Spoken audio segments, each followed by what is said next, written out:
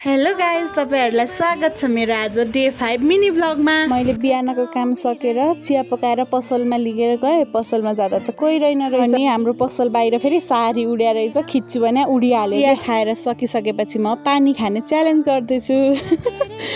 यति पानी खाइसक्छु कि नै भनेर ट्राई गरेको, खाइसके। अनि त्यसपछि एकछिन पसल मिलाउने काम गर्छु। अनि हाम्रोमा यस्तो यस्तो पाइन्टहरु आएको छ भनेर देखाएको अरे मैले। यो सामान देखाउँदै पसल मिलाउँदै गरे एकछिनसम्म। अनि यो लेडिज ट्र्याक हो कि जेन्ट्स ट्र्याक भनेर थाहा नपाएर मैले देखाएको। अनि पसल मिलाउँदै कस्तो गर्मी भयो कि बत्ती जानेर आउने गरेको थियो। अनि बाबु सुतेर उठ्न थालेको थियो। दिउँसोखेरि उठ्ने बेला कति नाटक देखाउँछ भन्दै भिडियो बनाएको थिएँ मैले। बाबु उठ्यो र पसलमा गयौँ। फेरि हामी बाहिर जाँदा त घाम पानी परेको, आज स्यालको बिहे हुन्छ भन्दै भिडियो बनाएको थिएँ मैले। सानो हुँदा त्यही भन्थ्यौँ के, घाम पानी पर्यो स्यालको बिहे भयो भन्थ्यौँ के। यस्तो मौसममा भिज्दै कति खेल्थ्यौँ भाइ हामी सानो सानोमा, कति रमाइलो हुन्थ्यो। त्यसपछि पानी रोकेपछि चिसो चिसो मौसम भएको थियो। अनि बाबु म घुम्न गएर बाबु फेरि बालुवा खेल्छ उहाँ। बालुवा खेल्न पाए त कति खुसी के। फेरि हेलो गाइज भन्दै बालुवा चलाउँदैछ उहाँ।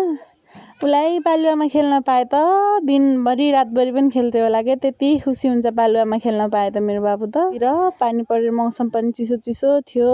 अनि रुखहरू हेर्दै हामी परसम्म पुगेको थियौँ। अनि बाबुको साथीहरू भेट भए। एकछिनसम्म त्यहीँ खेले, लुक्ने पिकल खेलेको थियो। माउ झाउ गर्दै खेलिरहेको थियो। यति बेला खेल्ने केही टेन्सन पनि नाइ, कति आनन्दको लाइफ हो भन्ने सोचेको थिएँ कि मैले फेरि यो भिडियो बनाउने बेला। न त सबभन्दा आनन्दको जिन्दगी भनेको त बालापनै हो के। जब बुझ्ने भइन्छ तब बुद्धि आउने रहेछ। सानोमा थाहा नपाइने, न त टेन्सन हुने, न केही कुराको पिर पर्ने। आनन्द खायो खेल्यो। अनि घर आयौँ। घर आएर छतबाट एकछिन भ्यू देखाउँछु भनेर भिडियो बनाएँ।